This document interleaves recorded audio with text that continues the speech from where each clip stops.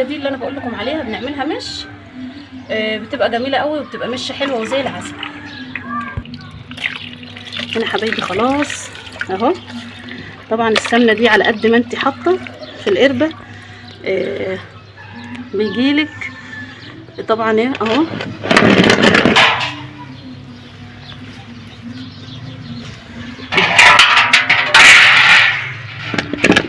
السمنه بتاعتنا جميله هي زي العسل. بسم الله ما شاء الله، هي حلوه زي العسل، حلوه وجميله ونظيفه. بتاكلي كده حاجه جميله كده ما فيهاش لا عكسايه ولا فيهاش حاجه خالص. بنعينها من هنا ولازم نفضيها كويس من اللبن اللي فيها طبعا اهي. من جوه ما فيهاش لبن خالص اهي، نظيفه وحلوه زي العسل. لازم نفضيها من اللبن كويس قوي علشان طبعا ايه دي حاجه بقى كده بتاعت ربنا. طبعا الكيلو والميزان وربنا قايل عليه. والسمنه دي بقى عامله زي اللحمه كده. طبعا الرطل فيها ب50 جنيه مش قليل السعر بتاعها. فطبعا تبقى الحاجه نظيفه معانا وتبقى حلوه كده، ولازم نعملها نظيف. وبعدين الحاجه النظيفه دي لما بيع لواحده، لما انبحت الواحده هتيجي مره تانية وثالثه ورابعه تشتري مني.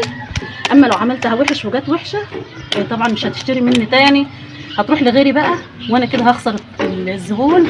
لا، اعمل حاجتي نظيف علشان لما انا اشتري منك الحاجه والله نظيفه باجي اشتري منك تاني.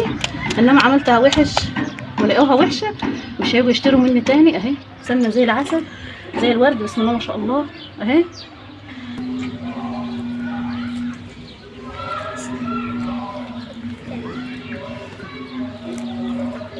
كده طالما نفخناها بنفخها كويس وبنحاول ننزل اللي في الايدين هنا علشان خاطر بيبقى فيه سمنه وما بتعملش معانا وبتفضل لبن زي ما هي بتبوظ السمنه التانيه. خط الشتا طبعا اللبن بنحطه في لمبه ونحطه في مكان، نحاول نحطه في مكان كده على جنب ونحطه له لمبه علشان خاطر اللبن بتاع الشتا بتحب تدفيه شويه علشان يبقى مظبوط معاكي وياخد الوش كويس، ما يبقاش كله عايم في بعضيه ميه كده. بترجعي تاني بقى لبن الصيف. لبن الصيف طبعا ما بيحوزلوش لمبه، بنحطه في التلاجة. وطبعا بنحطه في التلاجة علشان خاطر يجمد معانا الوش ويجمد معانا القعر بتاعه، لان الجو بيبقى صيف ولبن الصيف بيبقى الجو طبعا بيبقى حر. علشان كده لازم نحطه في تلاجة ياخد معانا كويس والوش بتاعه برضه يبقى كويس ونلاقي فيه خير باذن الله كده. وان شاء الله ربنا يجعلنا خير باذن الله. الناس كانت سألاني على لبن البقر. لبن البقر ده عموما يعني احنا لما بنجيب بقر بيبقى عندنا البقره ما بيفوتش منها لبن اصلا يعني كتير علشان نعمله جبنه وسمنه. بس لما احنا بقى مثلا لو مثلا الفحل ما رضعش وفاض منه لبن بناخده ونحطه برده زي جبنه بالظبط، يعني زي لبن الجاموسه بالظبط. بيعمل وش اصفر كده على الوش والجبنه بتبقى بيضه تحت. فبيبقى سمنه البقر دايما صفرا ما هيش بيض. اما سمنه الجمسي طبعا بيض. بس سمنه البقري بتبقى خفيفه في الاكل عن سمنه الجمسي. بس في السعر بصراحه انا ما اعرفش سعرها ايه علشان ما اكذبش عليكم يعني واقول لكم سعر. انا ما اعرفش بس لسعر الجمسي. بس الزبده الجمسي ب50 جنيه. اما البقري بصراحه ما اعرفلهاش سعر علشان ما اكذبش عليكم. طبعا كده القربه مسكومه. طالما مسكومه مني كده باذن الله السمنه تنزل كويسه. ايوه بتتزكن ما بيبقاش ليها صوت خالص.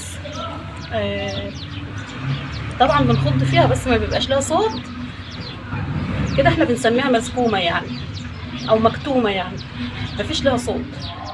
اول ما بتفك معاكي وبتحسي انها بدات تنور كده خلاص بتبقى السمنه بدات تطيب معانا تستوي.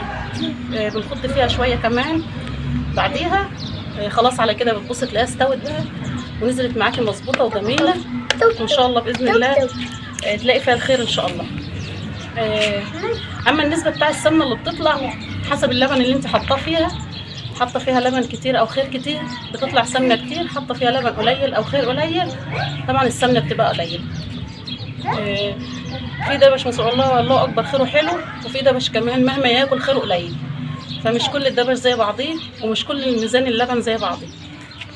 في لبن يعني في دبش وعلى قد ما الدبش بيجيب او الجاموسه، يعني عشان انتوا في ناس كتير بتقول لي يعني دبش، على قد ما الجاموسه تجيب خير. طبعا بتاكل كزب، بتاكل علف، بتاكل برسيم، فبتاكل بزياده، علشان كده ربنا بيرزقنا منها كتير. اما الجاموسه لما بنوكلهاش، يعني ما بتجيبلهاش علف ولا كزب ولا حاجه، يعني بتحسبيها بتلاقيها هي دي هي دي.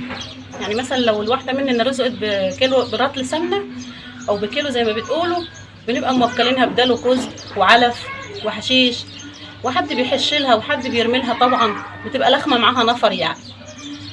بس بنرجع في الاخر ونقول ايه، بناكل حاجه نظيفه وحاجه من خيرنا ومن ايدينا، مضمونه انها كويسه ومضمونه انها نظيفه.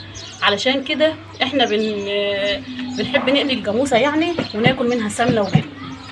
حتى اللبن اللي احنا حالبينه بيبقى نظيف، بتبقى مطمنه يعني ان حتك نظيف. علشان كده احنا بنقلي الدبش.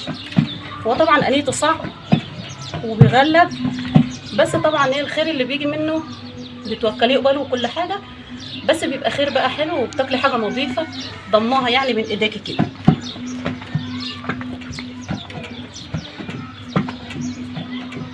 زي ما قلت لكم هي الوقت مسكومه خالص، مكتومه كده، اللبن اللي فيها جوه عامل زي المش، اكيد انتوا بتشتروا المش وعارفينه. طول ما هو عامل زي المش كده بتبقى مسكومه، بعديها بقى بشويه بتبص تلاقيها فكت كده وجميله وحلوه وزي العسل. هتشوفوها ان شاء الله، هتبقى حلوه قوي.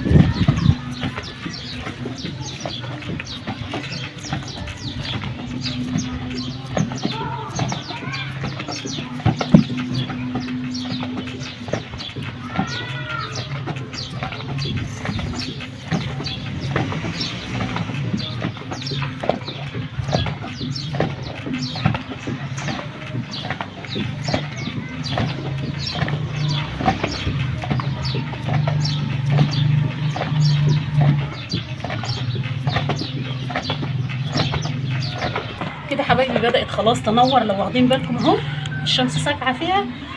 طالما بدأت تنور كده يبقى بدأت تستوي، ما تاخدش 5 دقايق بقى بإذن الله وهتستوي إن شاء الله.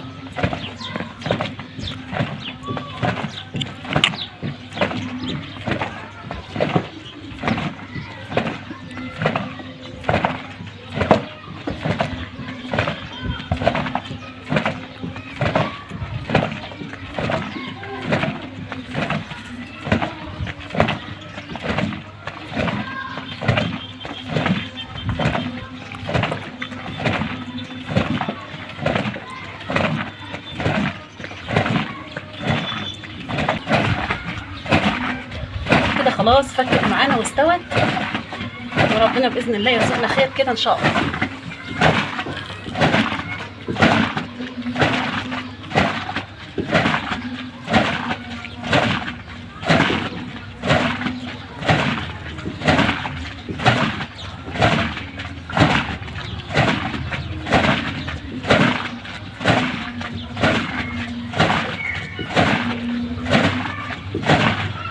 في الشتاء لو القربة غلبتنا خالص ما استوتش، يعني ما خضناش في مكان شمس زي كده، بندفي حبة مية بسيطة قوي زي دمعة العين كده، وبنحطها في القربة من جوه ونخض، بتلم معانا على طول. وممكن كمان نولع لها حبة ولعة بسيطة هنا كده جنبينا، يعني جزء ولح كده ولا 3 بس بعيد عنها، علشان طبعا الجلد ده بيسيح من الولعة، نخلي بعيد عنها الولعة علشان خاطر ما تبصي مننا وتتبهدل وتشر الخير اللي فيها، ماشي. اما في الصيف لو احنا هنخض في الصيف يعني بنجيب ازازة مية من التلاجة ونفضيها فيها علشان الخير ينزل ماسك كده وحلو وجميل كده، ماشي. اما انتوا كنتوا بتسألوني عن سعر القربة، سعر القرب دي معاكي من 25 جنيه لغاية 80 جنيه و100 جنيه كمان، حسب القربة كبيرة ولا لا، حسب القربة فيها قطع ولا لا، هو ده اللي بيفرق فيها. في قربة صغيرة وفي قربة كبيرة، وفي قربة مقطوعة وفي قربة سليم، هو ده بس اللي بيفرق في سعر القرب. اما غير كده مش بيفرق فيها حاجة. ولو خضينا سمنة القربة البقرة على سمنة الجاموسة، السمنة بيبقى لونها مغير، ممكن محدش يشتريها منك، وممكن تتباع بالرخيص، علشان طبعا سمنة البقر صفرة كده، اما سمنة الجاموسي بيضة، فبتخلي لونها مغير، ما بتبقاش بقى مظبوطه معاكي، واللي بيجي ياخدها منك ما بتعجبوش. فطبعا لو عندك بقره وجاموسه بتخضي البقره لوحدها، تخضي الجاموسه لوحدها. لو انت عندك لبن فايض من البقره يعني، بس عموما البقر ما بيفيضش منه يعني. ماشي.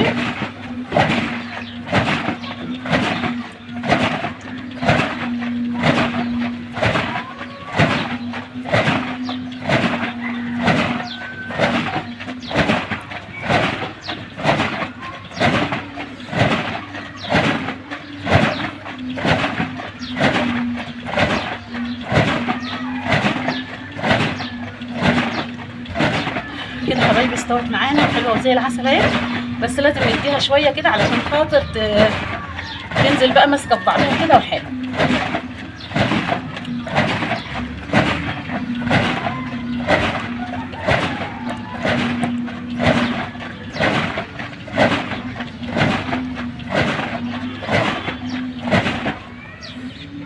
هنشوف اخبارها كده في القربه، هنلاقيناها تمام هننزلها على كده وحلوه قوي. بسم الله الرحمن الرحيم. بسم الله الرحمن الرحيم.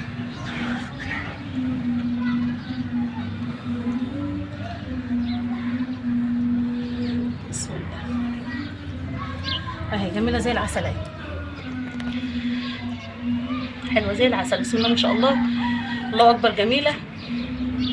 اهم حاجه اللبن بتاعك يبقى نظيف، حلبها نظيف، ما يكونش فيه طينه، يبقى نظيف. سمنتك تبقى نظيفه زي العسل، حاجتك كلها نظيفه. اهم حاجه حاجه اللبن دي عايزه النظافه جامد. اهي سمنه اقول زي الزبده يعني، ولا هي زبده؟ اهي جميله زي العسل. ماشي حبايبي. اهم حاجه الحاجه تبقى نظيفه كده وتعمليها بنظافه، تقوم تبقى جميله معاكي وحلوه وزي العسل. وتحرصي على حاجتك، وتحرصي على اللبن وانت بتفضيه من القربه علشان طبعا ما يتدلقش منك.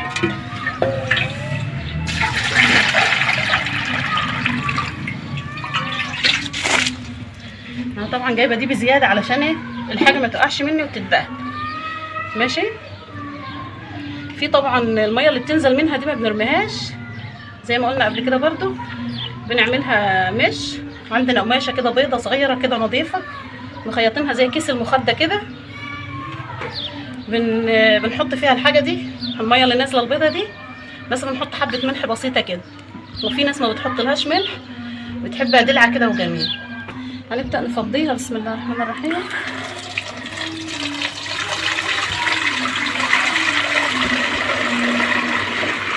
هي الميه دي اللي انا بقول لكم عليها بنعملها مش، بتبقى جميله قوي وبتبقى مش حلوه وزي العسل. هنا حبايبي خلاص اهو. طبعا السمنه دي على قد ما انت حاطه في القربه بيجيلك طبعا ايه اهو.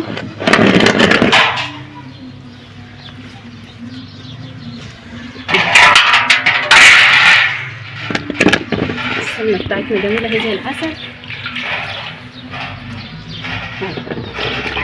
بسم الله ما شاء الله، هي حلوه زي العسل، حلوه وجميله ونظيفه. بتاكلي كده حاجه جميله كده، ما فيهاش لا عكسايه ولا فيهاش حاجه خالص. بنعينها من هنا، ولازم نفضيها كويس من اللبن اللي فيها طبعا. اهي من جوه ما فيهاش لبن خالص، اهي نظيفه وحلوه زي العسل. لازم نفضيها من اللبن كويس قوي، علشان طبعا ايه دي حاجه بقى كده بتاعت ربنا.